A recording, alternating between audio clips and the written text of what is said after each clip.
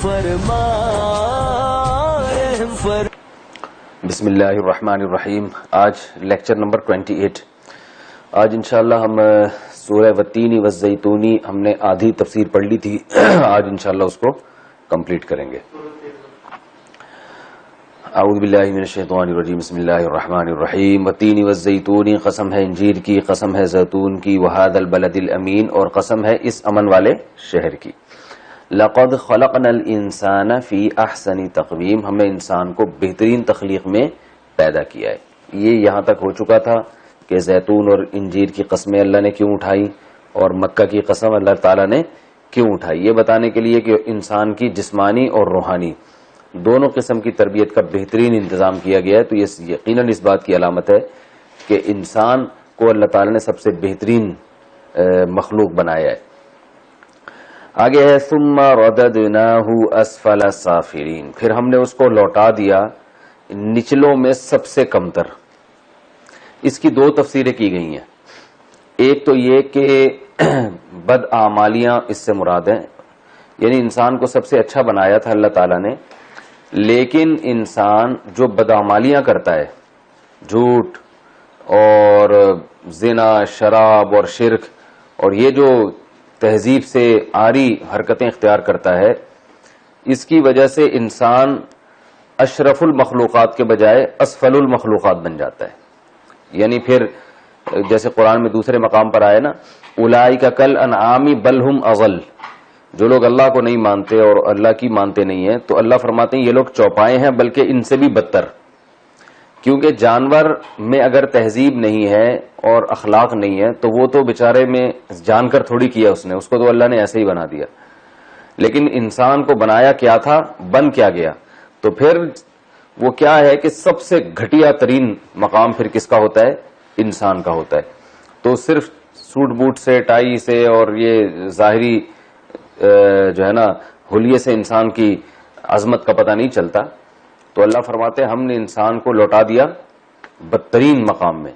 الا الذین آمنوا، ہاں وہ لوگ جو ایمان لائے اور نیک اعمال کیے، تو وہ اس سے مستثنی ہے، وہ اشرف المخلوقات ہی رہتے ہیں، وہ سب سے افضل اور برتر ہی رہتے ہیں.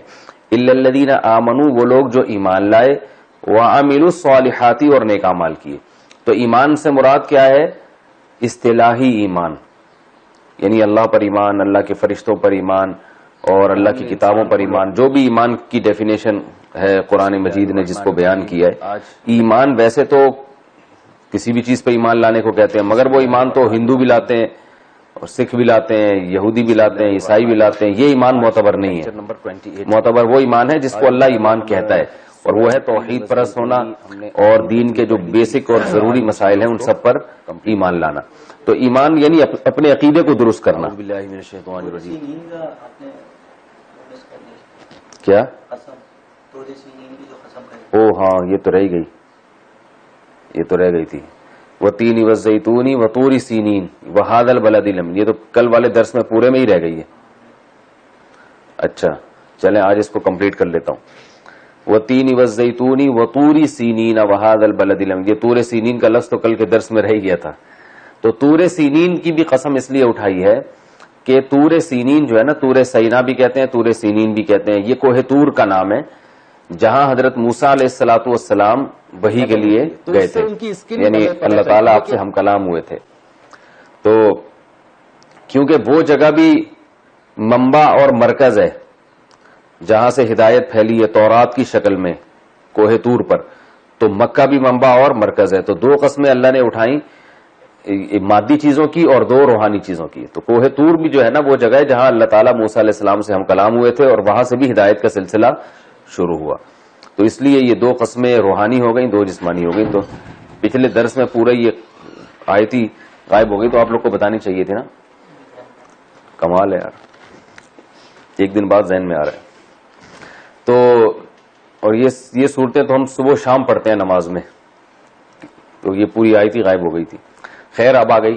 والتین والزیتون وطور سینین وہذا البلد الامین. تو طور سینین کا بھی یہی مقصد ہے کہ روحانی وہاں سے تربیت انسان کو ملی.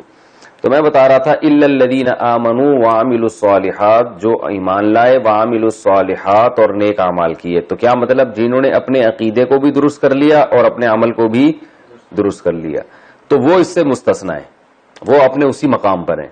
اور آگے فرمایا فلہم، تو پس ان کے لیے ہے اجر، ایسا اجر غیر ممنون، جو کبھی ختم ہونے والا نہیں ہے. یہ ایک تفسیر ہے اس آیت کی. دوسری تفسیر اس آیت کی یہ ہے ثم رددناہ اسفل سافلین، اللہ فرماتے ہیں ہم نے انسان کو بہترین بنایا، پھر ہم نے لوٹا دیا اس کو سب سے کمتر حالت میں. اس سے مراد ہے بڑھاپا انسان کا، کہ سب سے خوبصورت مخلوق انسان کو بنایا، لیکن بڑھاپے میں سب سے بدتر حالت بھی انسان کی ہوتی ہے. یعنی بالکل بیچارہ مادی اعتبار سے، روحانی اعتبار سے نہیں، وہ نہ اس میں حسن و جمال رہتا ہے اور نہ اس کا دماغ کام کر رہا ہوتا ہے، عجیب عجیب حرکتیں کر رہا ہوتا ہے، رال ٹپک رہی ہے، وہ کوئی گرتی رہتی ہے. تو اللہ نے اپنی قدرت کو بیان کیا ہے کہ ایسی خوبصورت مخلوق بنائی. جوانی میں کیا حال ہوتا ہے انسان کا، لیکن جب بڑھاپا اس پہ مسلط ہوتا ہے تو اسی انسان کو سب سے اعلیٰ اور برتر حالت سے ہم لوٹا دیتے ہیں سب سے کمتر حالت کی طرف.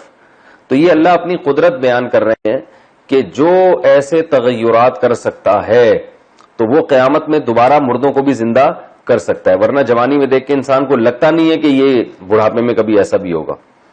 آپ کبھی سرچ کریں نا، جو 1960 میں کوئی جو ہیرو تھے نا وہ کیسے تھے اور اب دیکھیں 2020 میں کیسے ہیں. ٹھیک ہے، تو سب کے چہرے پہ جو ہے نا اتنی موٹی موٹی سلوٹیں پڑی ہوں گی اور کمر جھک گئی ہوگی اور بیساکیاں لے کے چل رہے ہوں گے. تو عجیب ہی حالت ہو جاتی ہے. اللہ تعالیٰ سب کی حفاظت کرے. تو فرمایا کہ ثم رددناہ اسفل سافلین، ہم نے انسان کو لوٹا دیا سب سے بدترین حالت کی طرف. الا الذین آمنوا میں پھر جو ہے نا یہ جو استثناء ہے اس کو کہتے ہیں مستثنی منقطع. یہ میں لکھ دیتا ہوں، یہ قرآن میں بہت ہوتا ہے مستثنی، سوری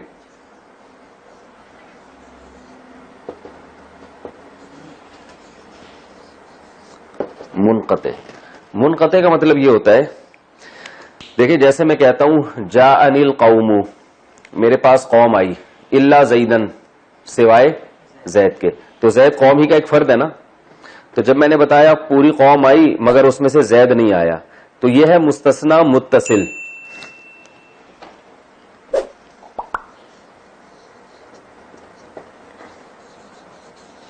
جیسے جا اصل میں تھا جایا، ٹھیک ہے نا، سوری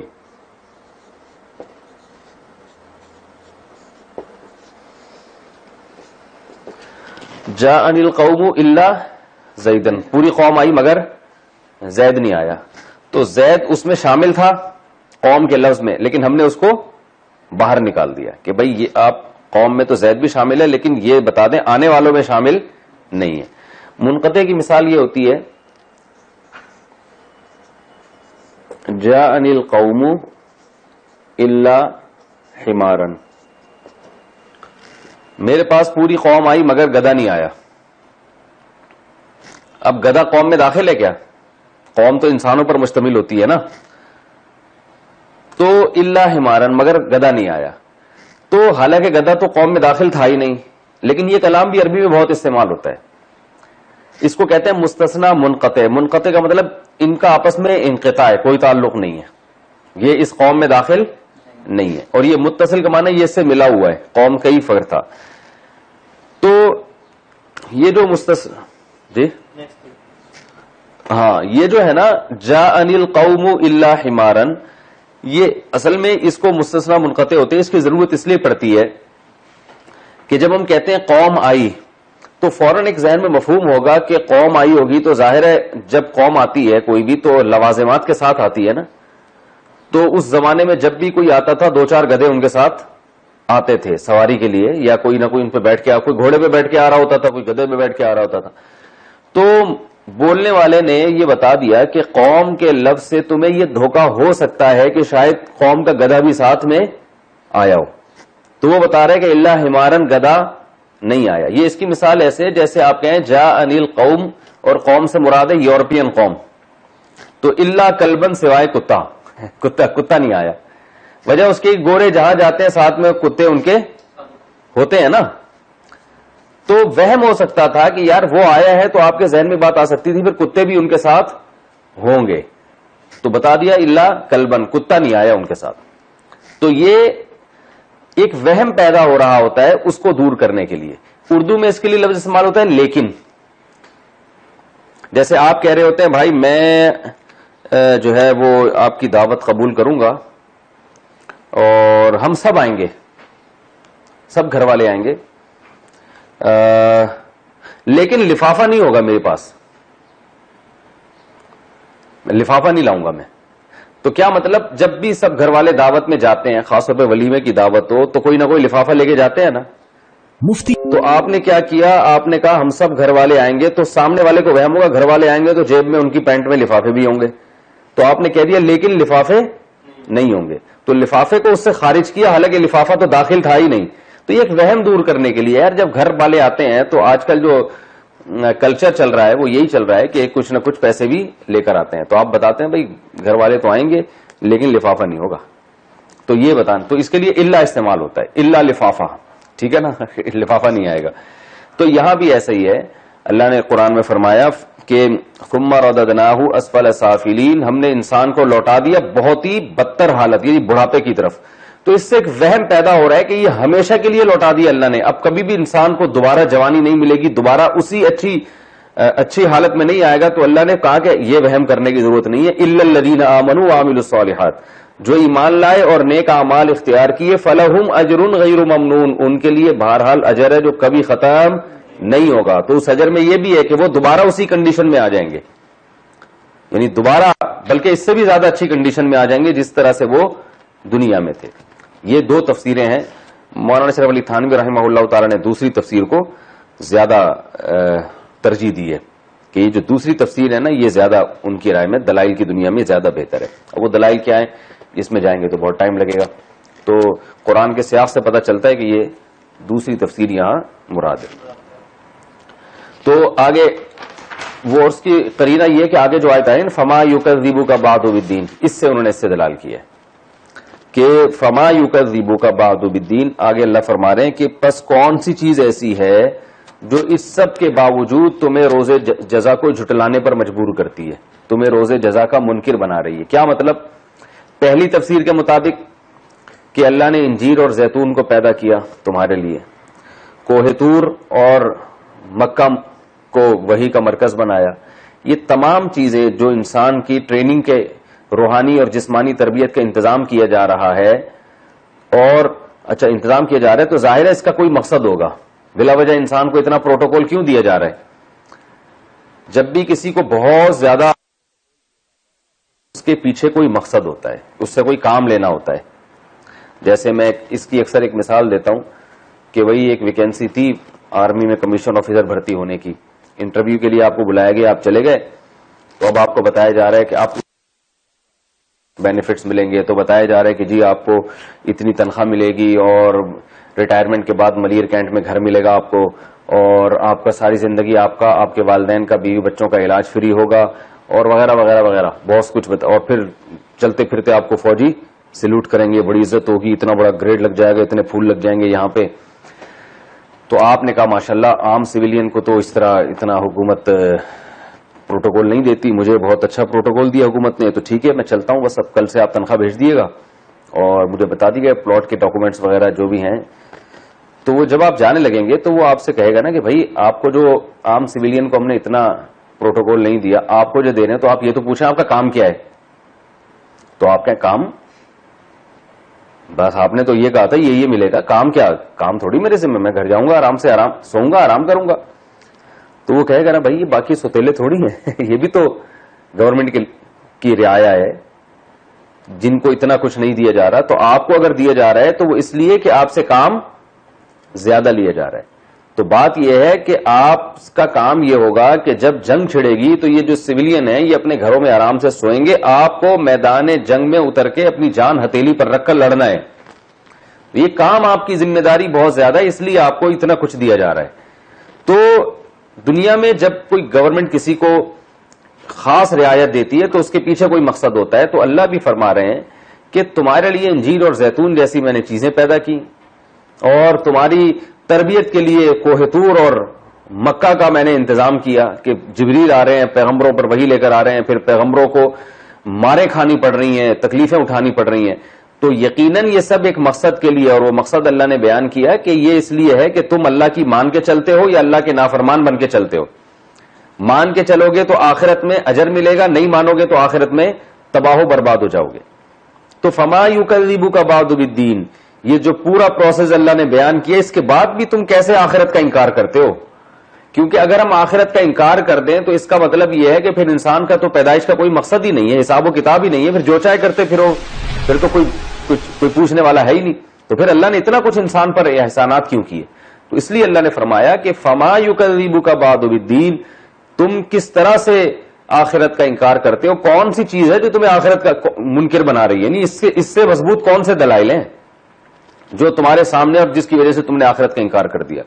تو انکار ایک تو اس لیے کیا، کرنے والا کرتا ہے کہ اس کے سامنے کوئی حکمت نہیں ہوتی. تو اللہ نے بتایا پہلی حکمت تو یہ ہے کہ تمہیں بنایا ہے تو تمہیں بھی کسی مقصد کے لیے بنایا. دوسرا یہ کہ آخرت کا انکار بعض دفعہ اس بیس پہ ہوتا ہے کہ یہ انسانی عقل مانتی نہیں ہے کہ مرنے کے بعد دوبارہ زندہ کیسے ہوں گے. تو اللہ نے یہ بھی بتا دیا کہ ان سب باتوں کے بعد تم کیسے انکار کرتے ہو. یعنی اللہ نے اپنے قدرت کے دلائل بھی دے دیے کہ اس نے انجیر اور زیتون مٹی سے پیدا کر دیے تمہارے لیے، اور پیغمبروں کو بھیجا اور ان کو اللہ نے فتح اور نصرت سے ہمکنار کیا، اور تمہیں بہترین مخلوق بنا کے یعنی بڑھاپے کی طرف لے جاتا ہے. یعنی تمہاری باڈی میں کیسے کیسے تغیرات کر رہا ہے وہ. تو یہ سب اس بات کی علامت ہے کہ وہ دوبارہ زندہ کرنے پر بھی قدرت رکھتا ہے. تو فما یکذبک بعد، اس کے بعد بھی، یہ سب کچھ سننے کے بعد بھی کون سی چیز ہے جو تمہیں آخرت کا منکر بنا رہی ہے، جو تم سے آخرت کا انکار کروا رہی ہے؟ آگے ارشاد فرمایا الیس اللہ باحکم الحاکمین، کیا اللہ تعالیٰ تمام فیصلہ کرنے والوں میں سب سے بہتر فیصلہ کرنے والا نہیں ہے؟ تو کیا مطلب کہ آخرت ہوگی یا نہیں ہوگی، اس کا بھی اللہ نے فیصلہ کیا ہے. اگر اللہ یہ فیصلہ نہیں کرتا کہ آخرت نہیں ہے تو نتیجہ کیا نکلتا کہ جو جیسے زندگی گزار رہا ہے وہ ویسے گزارتا. لوگ ظلم بھی کرتے، لوگ ایک دوسرے کا حق بھی دباتے، اور اچھے کو اچھائی والا بدلہ نہ ملتا، برے کو سزا نہ ملتی.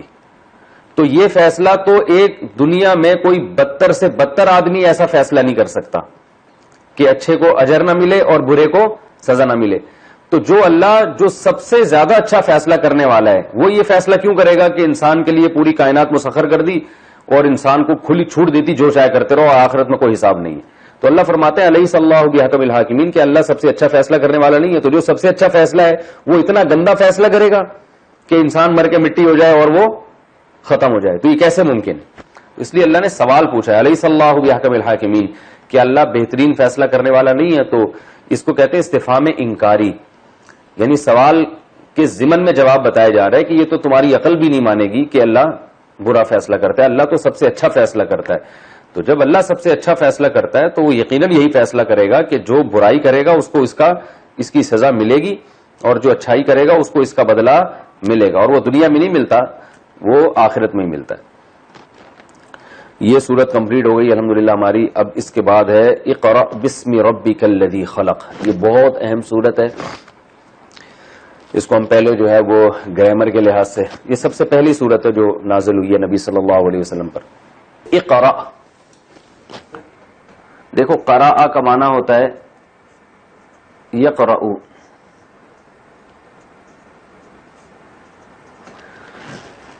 فتح یفتح کی طرح، ٹھیک ہے نا، یسمع کی طرح. یہ یقرأ اس کا معنی ہوتا ہے پڑھنا. قراءت مصدر آتا ہے، کہتے ہیں نا قاری صاحب قراءت کر رہے ہیں، قاری پڑھنے والا، ٹھیک ہے. تو قرأ یقرأ، یقرأ اس میں جب یہ امر بنائیں گے تو یہ پہلا حرف ہٹ گیا اور آخر کو ساکن کر دیا. پہلا ساکن ہے تو شروع میں الف لیا ہے. اقرأ پڑھ، اقرأ کا کیا معنی ہے؟ پڑھ. اقرأ بسم ربک، بسمی اصل میں تھا باسمی، پڑھیے اپنے رب کے نام کے ساتھ، اپنے رب کے نام کے ساتھ. اقرأ بسم ربک الذی، وہ رب، خلق، جس نے پیدا کیا، ضربہ کی طرح آسان ہے. خلق الانسان، جس نے پیدا کیا انسان کو، من علق. علق کہتے ہیں خون کا لوتھڑا. اب خون کا لوتھڑا کسے کہتے ہیں؟ جمع و خون نہیں ہوتا. بچہ جب ماں کے پیٹ میں ہوتا ہے نا تو ابتدا میں ایک جمے ہوئے خون جیسا بن جاتا ہے وہ. اچھا، علق کا لفظ اردو میں استعمال ہوتا ہے، کہتے ہیں نا معلق، معلق ہو گیا، لٹک گیا. ایسا ہوتا ہے کہ نہیں ہوتا؟ معلق ہے، ہوا میں معلق ہو گیا یہ، ٹھیک ہے نا. اور تعلق، وہ اپنے گھر کے دریچوں سے جھانکتا کم ہے. تعلقات تو اب بھی ہیں، رابطہ کم ہے، ٹھیک ہے نا. دریچہ کھڑکیوں کو بولتے ہیں. وہ اپنے گھر کے دریچوں سے جھانکتا کم ہے، تعلقات تو اب بھی ہیں، رابطہ کم. تعلق بھی ایک ریلیشن کو بولتے ہیں. تو کوئی بھی چیز جو کسی بھی چیز کے ساتھ چپکی بھی ہو نا، لٹکی بھی ہو، اس کو کیا کہا جاتا ہے؟ علق. لٹکی ہوئی چیز. تو یہ خون کا لوتھڑا جو ہے نا ماں کے رحم میں ایسے چپکا ہوا ہوتا ہے اور اس کی جڑیں گھسی بھی ہوتی ہیں اندر. تو یہ خود ایک یعنی قرآن کے برحق ہونے کی ایک بہت زبردست دلیل ہے کہ اللہ تعالیٰ نے خون کے لوتھڑے کے لیے علق کا لفظ استعمال کیا ہے کہ وہ جو ہے نا ایسے جڑیں اس کی. اور یہ میڈیکل سائنس سے یہی پتہ چلتا ہے کہ بالکل جیسے پودے کی جڑیں نہیں ہوتی زمین کے اندر، اس طرح ماں کے رحم میں بچے کے جڑیں اس طرح سے چپکی ہوئی ہوتی ہیں. تو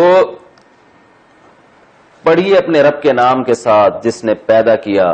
خلق الانسان، پیدا کیا انسان کو، من علق، خون کے ایک لوتھڑے سے یا جمے ہوئے خون سے. خلق الانسان من علق. اقرا بسم ربک الذی خلق. خلق الانسان من علق. اقرا، پڑھیے. دوبارہ یہ لفظ کا تکرار ہے. وربک الاکرم، اور آپ کا رب کیا ہے؟ اکرم، ازربو کی طرح. ازربو دوسرے کے مقابلے میں زیادہ مارنے والا، اکرمو دوسرے کے مقابلے میں زیادہ عزت دار. کریم کہتے ہیں عزت دار کو. تو اکرم یہ دوسرے کے یعنی پوری کائنات کے مقابلے میں، یعنی سب سے زیادہ کیا ہے؟ وہ اکرم ہے، سب سے زیادہ قابل تکریم ہے اللہ تعالی کی ذات. اقرا وربک الاکرم. اچھا، اکرم جو ہے نا اس یا کریم کا اس کی کمپیریٹو ڈگری ہے نا اکرم. تو کریم اس عزت دار کو کہتے ہیں جو سخاوت کی وجہ سے، جود و سخاوت عربی میں کہتے ہیں، یعنی لوگوں پر احسانات کرنا یا لوگوں کے ساتھ سخاوت کی وجہ سے جس کی معاشرے میں عزت ہو رہی ہو. تبھی کہتے ہیں الکریم الذی یعطی بغیر استحقاق. کریم اسے کہتے ہیں جو سامنے والا مستحق نہ بھی ہو تو بھی اس کو دیتا رہتا ہو. کہتے ہیں آپ بڑے کریم ہیں. کریم کا مطلب بڑے عزت دار ہیں، یعنی آپ سے جب کوئی مانگے تو آپ دیتے ہیں. تو عزت دار لوگوں کی عادت ہوتی ہے نا. تو یہ جو کرم میں وہ سخاوت والا معنی بھی آتا ہے، ٹھیک ہے نا. کہتے ہیں نا وہ آپ کا کرم ہے، یہ آپ نے ہم پہ بڑا کرم کیا. تو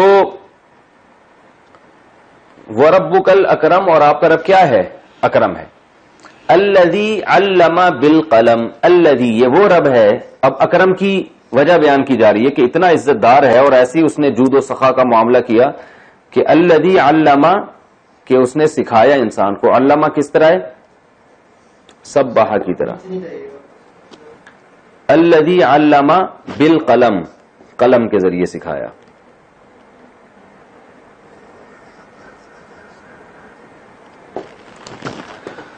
ٹھیک ہے. الذی علم بالقلم. علم الانسان،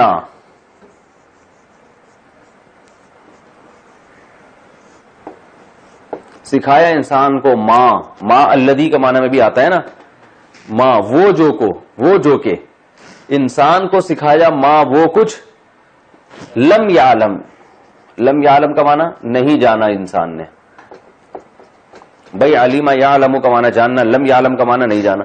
یعنی علم الانسان، انسان کو سکھایا اس نے. ماں وہ چیزیں لم یعلم جو انسان نہیں جانتا تھا. ٹھیک ہے. علم الانسان ما لم یعلم. کلا ان الانسان لیطغی، یہی ہے نا. کلا کا معنی ہوتا ہے ہرگز نہیں. کلا کا معنی جیسے مجھے لوگ کہتے ہیں آپ 4 شادیوں میں بیان چھوڑ دیں تو میں کہتا ہوں کلا. ٹھیک ہے، ہرگز نہیں. تو یہ بہت سختی سے جب کسی چیز پہ رد کیا جاتا ہے تو یہ لفظ استعمال ہوتا ہے کلا. جیسے کوئی روزے میں آپ سے کہے کہ بھئی آپ پانی پی لیں تو آپ تمیز سے سمجھائیں گے بھائی میرا روزہ ہے. جب بار بار پیچھے پڑے گا آپ کو کہے گا کلا. یہ پاسبل ہی نہیں ہے بھائی. It isn't possible for me to do دس.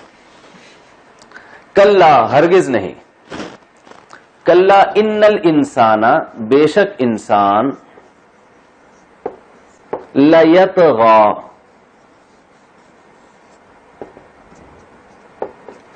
لام جو ہے نا یہ لام یہ تاکید کے لیے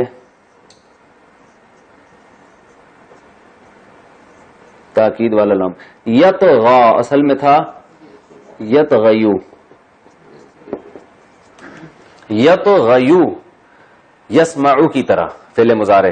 یہ طغیان سے ہے. اردو میں بھی استعمال ہوتا ہے نا طغیان سرکشی. طغیانی آئی ہوئی ہے بھائی سمندر میں. کیا آئی ہوئی ہے؟ طغیانی. وہ سرکش بنا ہوا ہے سمندر. تو یطغا کا معنی ہوتا ہے یطغیو کو یطغا پڑھتے ہیں تو یطغا کا معنی کیا ہوتا ہے؟ سرکشی کرنا حکم عدولی کرنا. کلا ہرگز نہیں. ان الانسان بے شک انسان لیطغی سرکشی کرتا ہے. بے شک انسان کیا ہے؟ سرکشی کرتا ہے. کلا ان الانسان لیطغی ان رآہ استغنی. الرآہ یہ رآ پہ کھڑا زبر ہے. ان کا معنی ہوتا ہے کہ. یہ بھی یاد کر لیں. ان کا معنی کیا ہوتا ہے؟ کہ. یہ جو اردو میں ہم کہتے ہیں نا اس لیے کہ کا لفظ جو ہے نا اور انگلش میں دیٹ استعمال ہوتا ہے اس کے لیے. ٹھیک ہے نا. تو یہ میں بھی بتاتا ہوں. ان کا معنی ہوتا ہے کہ. اس سے پہلے لام محذوف ہے لی ان تھا اصل میں. اس کا معنی ہو گیا اس لیے کہ. لی ان کا معنی اس لیے کہ. دیکھیں یہ ان کے استعمال قرآن میں ایسے آتے ہیں. وَنَادَيْنَاهُ ابراہیم علیہ السلام کو اللہ کہتے ہیں ہم نے کہا وَنَادَيْنَاهُ اور ہم نے ابراہیم کو پکارا. ان یہ پکارا کہ. ٹھیک ہے نا. یا ابراہیم اے ابراہیم. تو یہ اردو میں جو دو جملوں کو جوائنٹ کرنے کے لیے استعمال ہوتا ہے نا. میں یہ کہہ رہا ہوں. ٹھیک ہے. آپ کیا کہہ رہے ہیں؟ میں یہ کہہ رہا ہوں کہ کہتے ہیں نا تمہیں جانا چاہیے. تمہیں جانا چاہیے. یہ میں یہ کہہ رہا ہوں دونوں جملوں کو آپس میں کیا کر رہا ہے؟ کنیکٹ کر رہا ہے. ٹھیک ہے نا. اچھا میں تمہیں بہت تم پہ خرچ کروں گا کہ میں سخی ہوں. کہ میں کیا ہوں؟ سخی ہوں. تو یہاں ہم نے کیا کیا؟ اس لیے کہ میں کیا ہوں؟ سخی ہوں. تو اس لیے کو حذف کر دیا نا. تو عربی میں بھی لام زیر لی کا معنی ہوتا ہے لیے.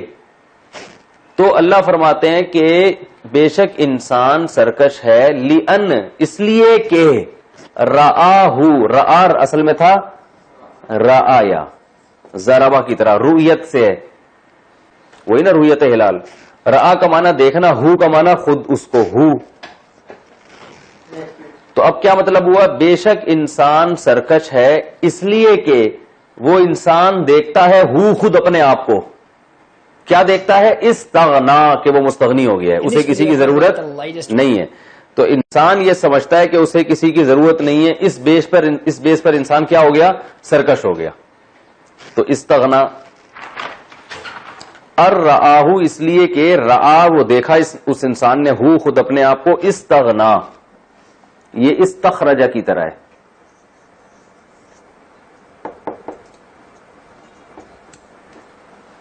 استغنایا. ٹھیک ہے. استغنا غنا سے نکلا ہے نا. غنا کسے کہتے ہیں یہ میں پہلے ڈیٹیل سے بیان کر چکا ہوں. یعنی بے پرواہ ہونا, آپ کو کسی کی ضرورت نہ ہونا. استغنا استخرجہ کی طرح ہے. واسع خان آپ دیر سے کیوں آ رہے ہو؟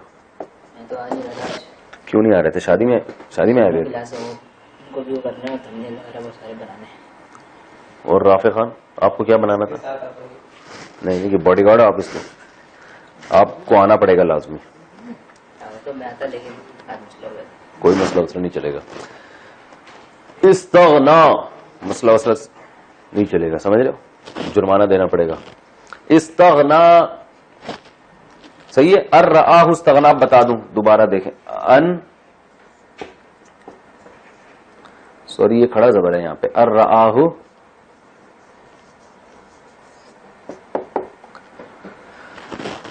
اس لیے کہ دیکھا انسان نے اس کو، یعنی خود اپنے آپ کو، استغنا کہ وہ مستغنی ہو گیا.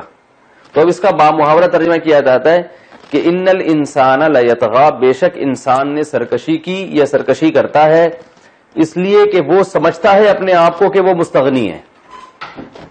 دیکھنے سے مراد کیا ہے؟ سمجھنا ہے. یہاں پہ لوگ کہتے ہیں نا بھائی آپ کیا دیکھتے ہو اس بارے میں، آپ کیا دیکھ رہے ہو؟ تو صحافی لوگ کہتے ہیں میں یہ دیکھ رہا ہوں کہ اگلی حکومت جو ہے وہ فلاں کی آئے گی، میں یہ دیکھ رہا ہوں کہ زرداری شاید انتقال ہو گیا یا زندہ ہے، واللہ عالم، اللہ ہی جانے. تو یہاں دیکھنے سے مراد ہوتا ہے سمجھنا. بے شک انسان سرکش ہے اس لیے کہ وہ سمجھتا ہے کہ وہ کیا ہے؟ مستغنی، اسے کسی کی ضرورت نہیں ہے. تو ضرورت نہیں ہے، جب انسان کوئی سمجھتا ہے کہ ضرورت نہیں ہے تو پھر فنٹر گیری شروع ہو ہی جاتی ہے. آپ کو پتہ ہے جو محتاج لوگ ہوتے ہیں وہ فنٹر گیری ان میں کم ہوتی ہے. تو خیر ابھی یہ تفسیر میں بتاؤں گا یہاں کون سے فنٹر مراد ہیں اس سے. ارآہ استغنا، ان الی ربک الرجعی، ان کا معنی بے شک، الی کا معنی طرف، ربک تیرے رب کی طرف، بے شک تیرے رب کی طرف، الرجعی،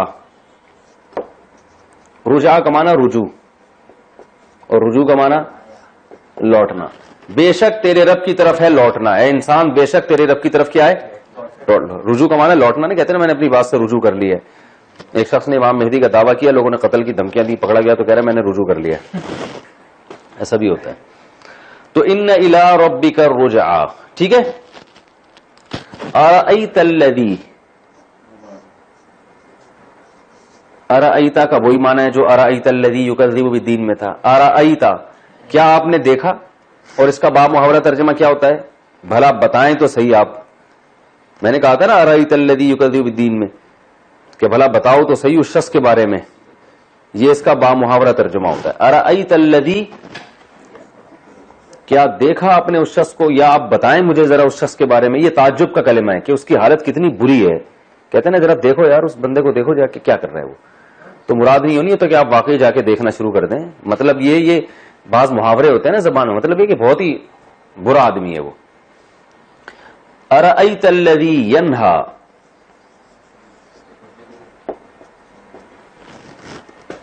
ینہا یہ نہیں سے نکلا ہے. نہیں، نہیں کا معنی روکنا. نہیں انل منکر ہے نا، امر بالمعروف اور نہیں انل منکر. تو ینہا یسمعو کی طرح ہے، ینہیو تھا اصل میں.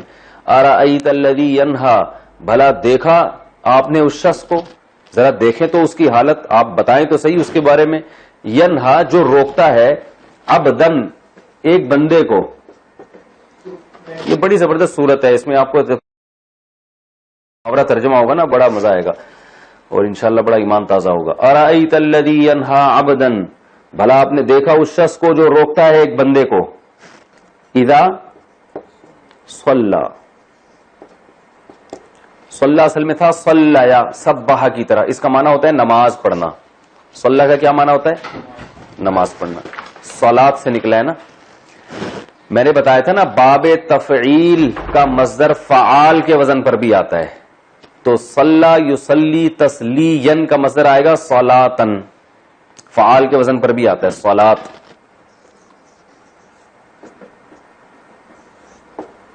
یہ واو صرف لکھا جائے گا، پڑھا نہیں جائے گا. اصل میں پڑھا الف ہی جا رہا ہے صلات، ٹھیک ہے نا. جیسے میں نے بتایا تھا نا ودع ما ودع کا ربو کا میں وداع، باب تفعیل کا مصدر کیا آتا ہے؟ وداع، ٹھیک ہے.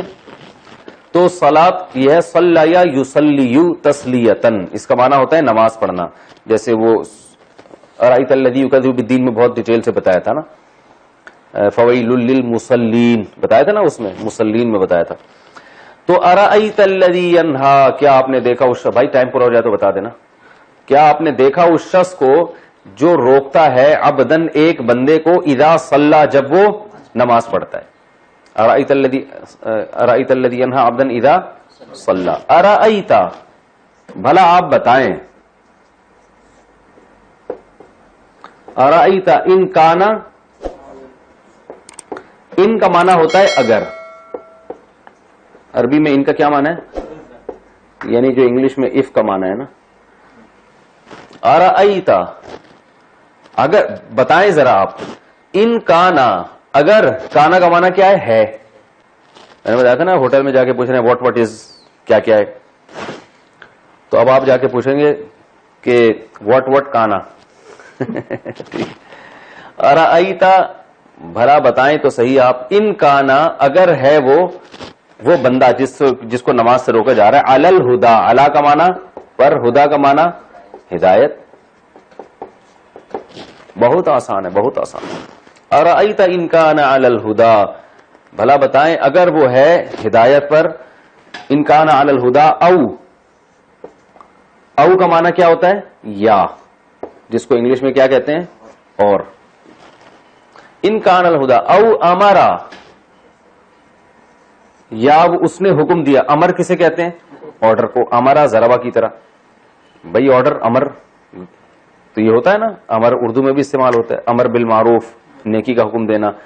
اور یہ جو ہوتا ہے کہ آمریت, آرڈر دینے والا ہے نا, آمر اور آمریت, یعنی یہ جو بادشاہت اور اس طرح کی چیزوں کو آمریت.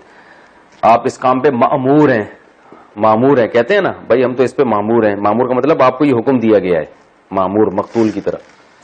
او امرا بالتقوی, بی کا معنی ساتھ, تقوی کا معنی تقوی. ٹھیک ہے. ارأیت ان کان علی الہدا, بھلا بتائیں اگر وہ ہدایت پر ہے, او امرا بالتقوی, یا اس نے تقوی کا حکم دیا. تو یہ پھر اگلے ایپیسوڈ میں انشاءاللہ ہم اس کو, گرامر کو اور اس کی تفسیر کو انشاءاللہ مکمل کریں گے.